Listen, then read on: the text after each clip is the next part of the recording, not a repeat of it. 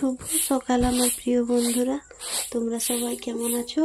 আশা করছি তোমরা সবাই খুব ভালো আছো এবং যে যেখানে আছো অনেক সুস্থ আছো। বাঁকুড়া জেলার ছোট্ট একটি গ্রাম থেকে আমি পূজা আমার ইউটিউব চ্যানেলে তোমাদের সবাইকে অনেক অনেক ওয়েলকাম, অনেক অনেক ভালোবাসা জানিয়ে আজকের ভিডিওটা আমি তোমাদের সাথে শেয়ার করছি।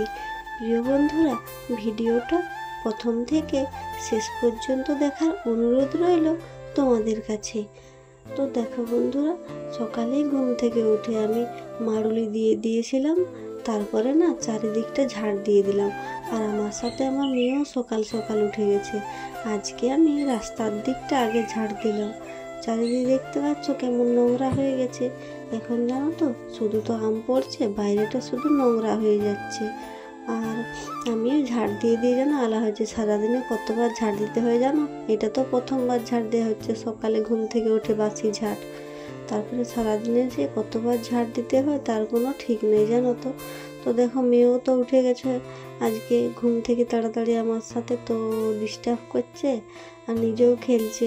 আর না করলেই তো নয় বলো কাজগুলো। কিন্তু তার আগে না আমি মেয়েকে খাবার খাইয়ে দিয়েছি। কিছু কাজ হোক বা নাই হোক, আমি আমার মেয়েকে আগে খাবার খাওয়াই জানো তো। তো মাড়ুলি দেওয়ার পরে মেয়েকে খাইয়ে দিয়েছিলাম, তারপরে বাকি কাজগুলো করছি। দেখো, তোমাদের সাথে গল্প করতে করতে আমার বাড়িটা প্রায় ঝাড় দেওয়াই হয়ে গেল জানো তো। দেখাচ্ছে বাইরেটা কিন্তু অনেকটা বড় জানো তো, আর চারিদিকে একটু একটু করে অনেকটা ঝাড় দিতে হয়। ঝাড় দিতে অনেকটা সময় চলে যায়। আর এখন আমি দুয়ারটা একটু ঝাড় দিয়ে দেবো, উপরটা যেখানে আমরা সবসময় থাকি ঘোরাফেরা করি উপরটা, তো এখানেও একটু আমি ঝাড় দিয়ে দেবো। দেখো, আর বন্ধুরা, আমার গলার স্বরটা হয়তো আজকে একটু খারাপ লাগতে পারে জানো তো। আমার না 2-3 দিন হয়ে গেল খুব শরীর খারাপ, মনে একটু কোনো জোর নেই জানো তো।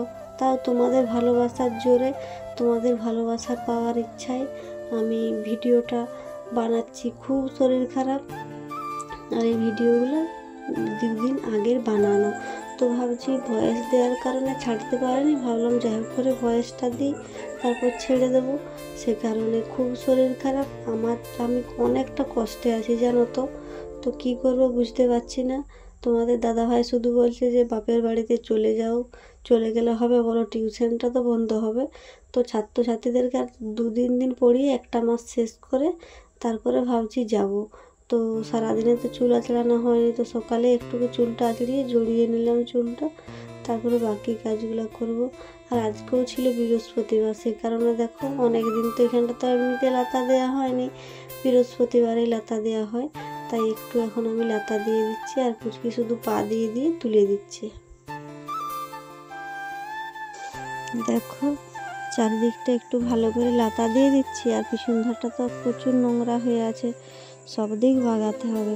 কারণ আজকে না কিছুজন আমার সাথে দেখা করতে আসছে, না বলতে পারিনি জানো তো। অতিথি এলে ভালোই লাগে, কিন্তু অনেক দিন থেকে আসবো আসবো করছে, আমি আসতে বলতেই পারিনি। আজকে একটু শরীরটা ভালো ছিল, সে কারণে আসতে বলেছিলাম। তো আসার জন্য তারাও আমাকে সাহায্য করেছে, আর তারা আগেও আমার বাড়িতে 2জন এসেছিলো, তো সে কারণে তারা ঠিকানাটা জানে। তো তারা আসার আগে আমি ঘরগুলো একটু পরিষ্কার করে নিচ্ছি জানো তো। তারপর দেখো, আমি এখন মুখটা ধুয়ে নিচ্ছি, কাজের কাজে মুখটাই ধোয়া হয়নি, সেই কারণে এখন আমি একটু মুখটা ধুয়ে নিচ্ছি, ব্রাশ করে নিচ্ছি। দেখতে পাচ্ছ আমি এখানটাতে প্রতিদিন ব্রাশ করি।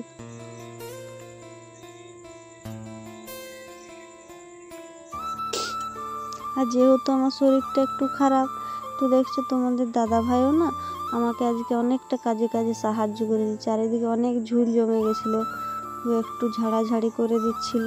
দেখছি আমি একা হাতে এত কাজ করতে পারছি না। আর এখন আমরা বাড়িতে 2জনেই থাকি। আর আমার মেয়ে জানো তো, ওই দেখো মেয়ে খেলা করছে।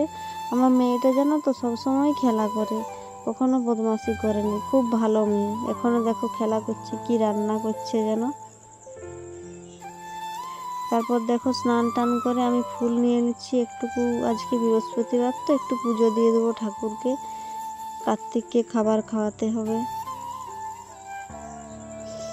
তো আমাদের বাড়ির পাশে ফুল তুলে নিয়েছিলাম, আর আগে ঠাকুরকে জল খাবার দিয়ে দিলাম, তারপরে জামা কাপড়গুলো এখন একটু আমি মিলে নেব।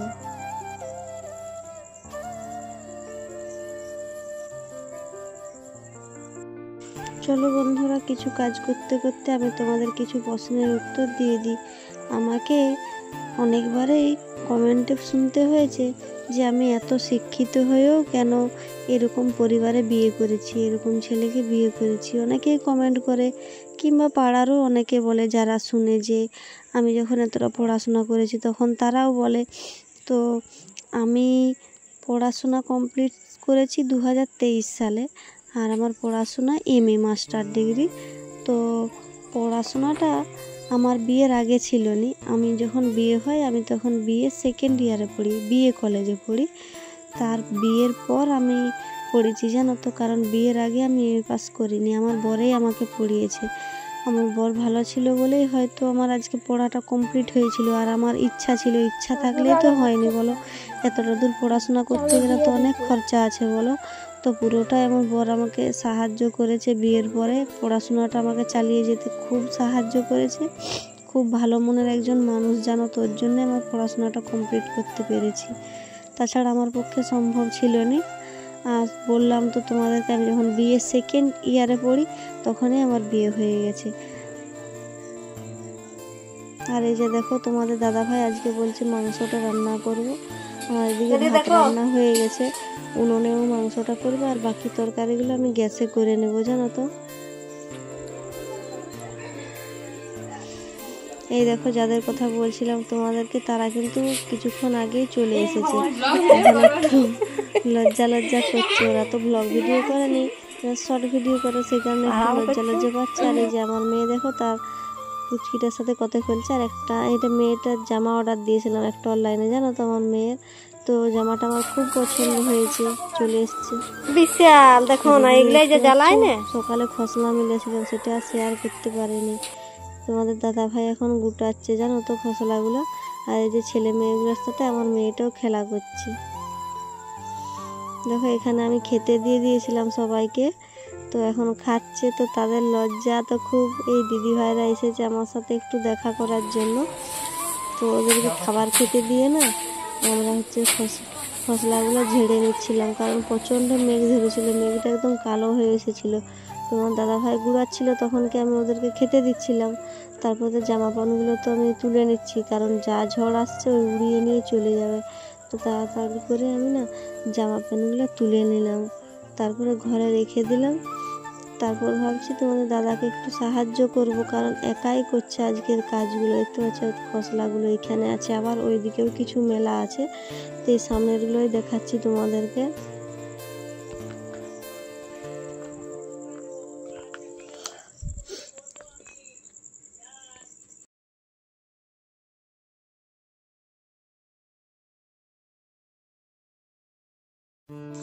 মেঘটা জানো তো বললাম না একদম কালো হয়ে এসেছিল, আর প্রচুর ঝড় চলে এসেছিলো। ভাবলাম যদি জল চলে আসে তো ভিজে যাবে, তো সে কারণে আমিও একটু গুটাগুটি করে দিচ্ছিলাম। আর এই যে মেয়ে তো এসে শুধু ত্রিপলের উপরে উঠে যাচ্ছে। আর এগুলো আগের খসলা কিছু আছে বস্তাটাতে, তাহলে বলছে এগুলো এই বস্তাটাতে ঢুকিয়ে বেঁধে রেখে দিবে। তার জন্য আমি বস্তাটা ঘর থেকে নিয়ে আনলাম, তারপর এগুলো জড়ো করে এর মধ্যে রেখে দেওয়া হবে।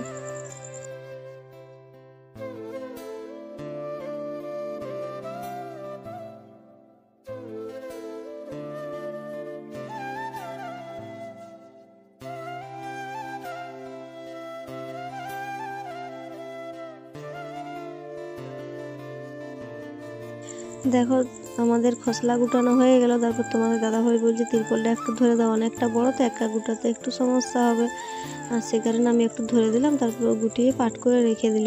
আর দেখতে পাচ্ছি চারিদিকটা কেমন নোংরা নোংরা হয়ে গেছে। তো আমি ভাবলাম একটুকু ঝাড়টা দিয়ে দিই, বিকেল হয়ে গেছে। তো ওই যে দিদিভাইরা ঘরের ভেতরে খাবার খাচ্ছিল। মেঘটা একদম কিন্তু কালো হয়ে গেছিলো জানো তো, ভাবছিলাম এক্ষুনি বৃষ্টি নামবে। তারপর আস্তে আস্তে আবার যাই হোক পরিষ্কার করলো মেঘটা।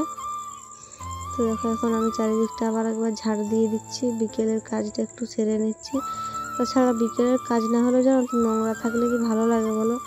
যখন একটু বেশি নোংরা হয়ে যায় একটু ঝাড় দিয়ে দিই, চেষ্টা করি।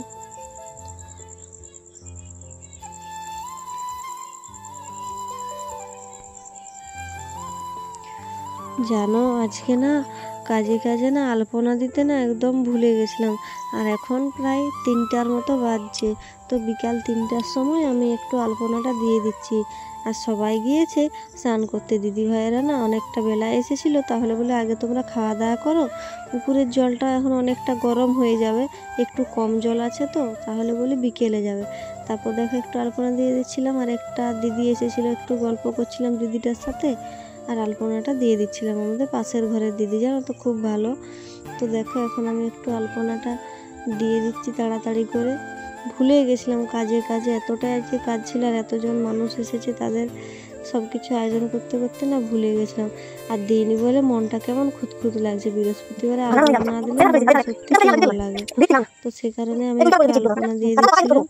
আর দিদিগুলো এসেছিল, ওদেরকে গাছে অনেক আম পড়েছিল, তাহলে 2টি করে আম দিয়ে দিলাম, জানো তো।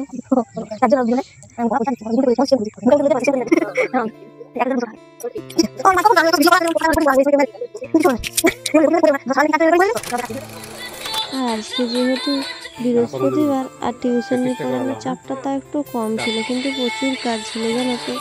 তো আজকে আমার টিউশন ছুটি থাকে, তো দিদিভাইয়েরা এসেছিলো, ভাবছিলাম দিদিভাইদের সাথে কিছু 2টো ভিডিও বানিয়ে নিই। এত দূর থেকে এসেছে আমার সাথে দেখা করতে, বলো কত কষ্ট করে ওরা এত দূর থেকে এসেছে। তো এখন প্রায় 5টা, 5:30টার মতো বাজে। তো তখনই আমরা ভিডিও বানাচ্ছিলাম একটু আর কি, একদম বেলাটা থাকেই নি প্রায়। তো সবাই মিলে ভিডিও বানাচ্ছিলাম, 3জন মিলে করতে গেলে তো একটু প্র্যাকটিস করতে হয়, প্র্যাকটিস করছি তো শুধু ভুল হচ্ছে।